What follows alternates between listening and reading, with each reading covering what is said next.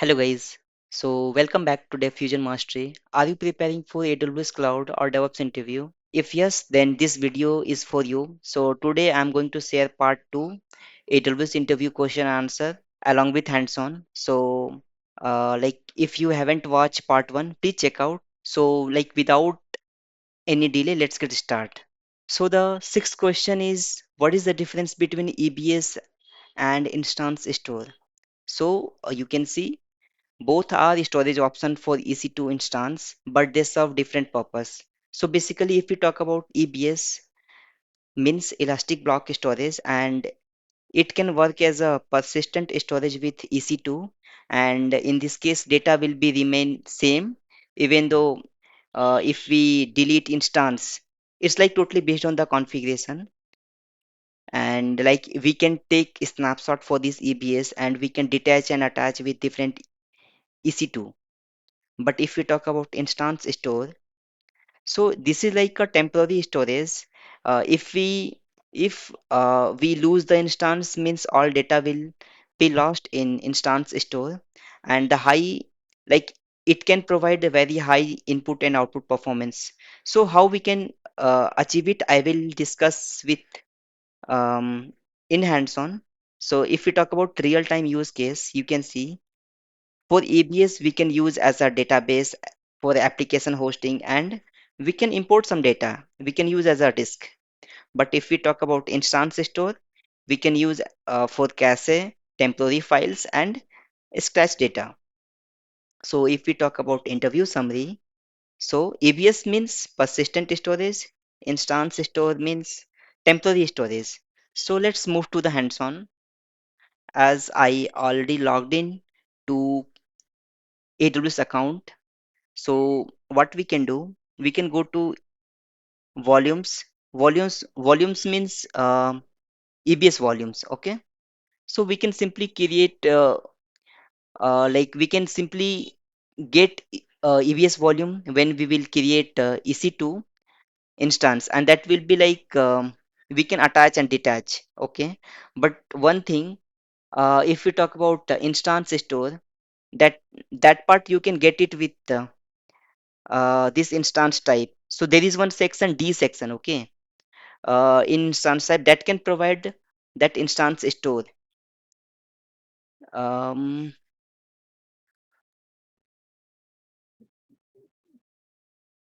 D dot somewhere you will get D section. In that you will get these are the things, like you will get all the instance store also with D sections. Okay. So if you want additional details, you can check it on Google. So let's move to the next question. What happened when you stop, reboot, or terminate an EC2 instance? So this is like very common question interview can ask, because this is like very basic. So whenever we are doing reboot the EC2 instance, what will happen? Whenever we are doing stop, what will happen? So let's discuss. So whenever we are doing reboot, the instance reboot on the same host, public and private IP remain unchanged, and data remain intact. Okay.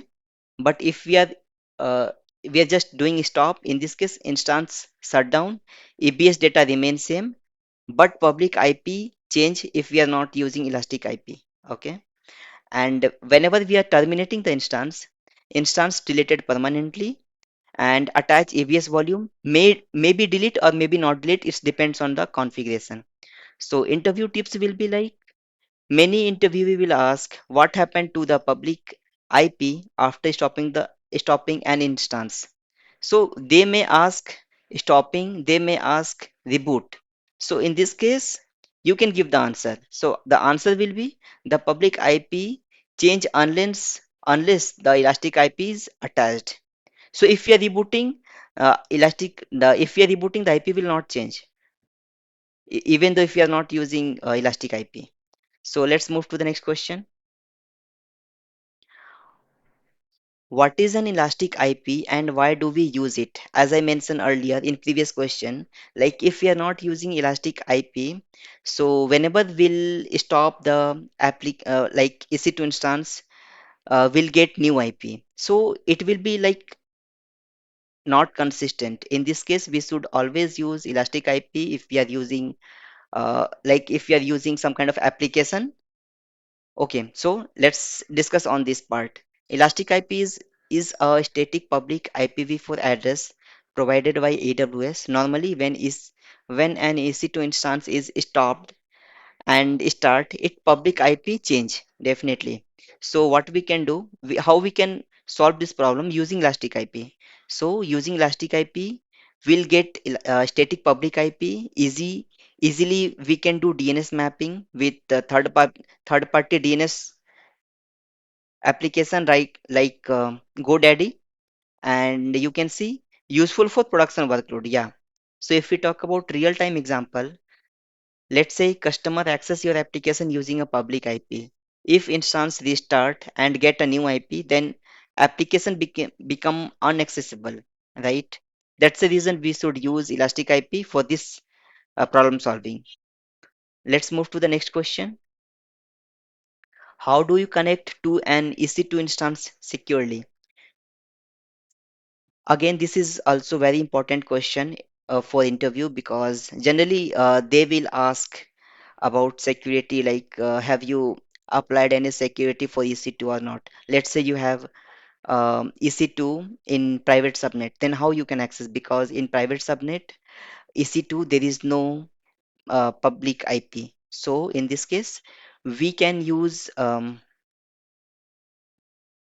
Bastion host, we can use session manager, we can use VPN. So this is like basic Linux command to execute. This is like PEM key. So whenever we are building EC2 instance, that time we will get PEM key. And for Windows, we can use RDP for login. And you can see the best practices. We can use security group to restrict the unauthorized traffic. We can disable root login, and we can use IAM roles instead of hard coding credentials inside EC2. Let's say you wanted to access S3 bucket from EC2. So there is two options. We can use IAM role and we can create IAM user and we can use the credentials inside EC2. But that creating IAM user and assigning credentials to EC2, that is not secure. That's the reason we are suggesting we can create role and we can attach that role to EC2 so that without any credentials leakage, we can use it. We can access the S3 bucket or any resource. We can enable MFA. We can restrict SSH access to trusted IP. So if we talk about interview follow-up, how do you access a private EC2 instance? Yeah. So as I mentioned earlier, we can use Bastion host, we can use session manager, we can use VPN. So this Bastion host is very important. Generally in interview they will ask question like how we can configure Bastion host. So in Azure we have direct setup. So there is no need to do manual modification in Azure. But in EC2, but in AWS account, there is no Bastion host concept. We can create from our end Bastion host and we can use it. So let me know if you need additional um, tactical hands-on video on this. I can make it for you. So let's move to the next question. How would you troubleshoot an EC2 instance that is not reachable? Yeah, this is also one common question, is part of networking. So we can do step by step.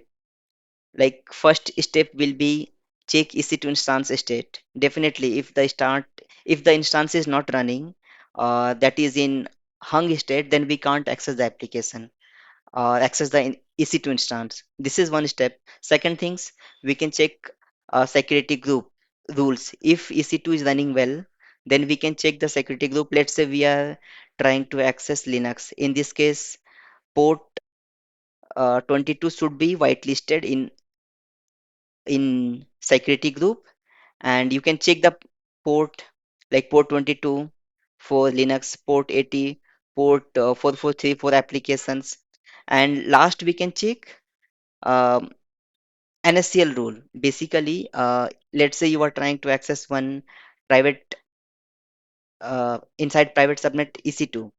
In this case, we can check NSCL. It should allowed.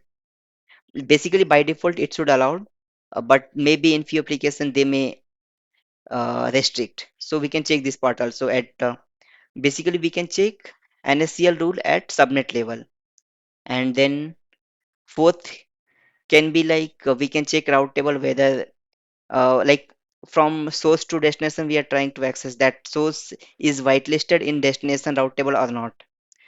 And next we can check internet gateway, and step 6 will be like we can check application service status. Let's say you are trying to access one application inside EC2 which is running, okay, and like we are not able to access the application. In this case, definitely we can check the application logs or services. Maybe like we are running with Nginx, so we can check the status of Nginx, and then we can review the logs when we can execute commands to check the logs. So thank you guys. Please support me for uh, making new videos, and I'm planning to make few projects in every weekends. So please share your comments in comment section so that I can get to know like whether we can go with projects or not. Thank you.